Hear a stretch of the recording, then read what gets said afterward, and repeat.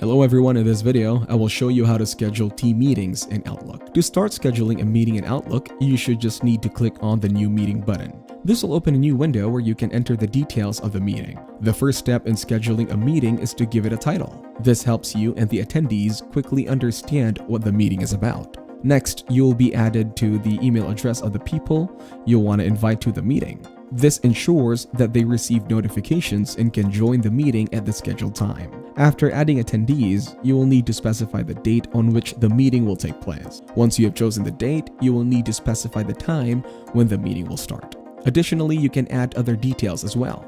If the meeting will take place at a physical location, you can add the address or location details to the meeting invitation.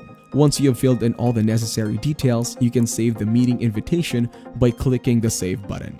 After saving the meeting, you will receive a confirmation message indicating that the meeting has been successfully created. If you want to share the meeting details with others who are not directly invited via Outlook, you can copy the meeting link or share it via Google Calendar. Once the meeting is saved, you will notice that it appears in your Outlook calendar. Thank you everyone for watching this video. Hope you got some value.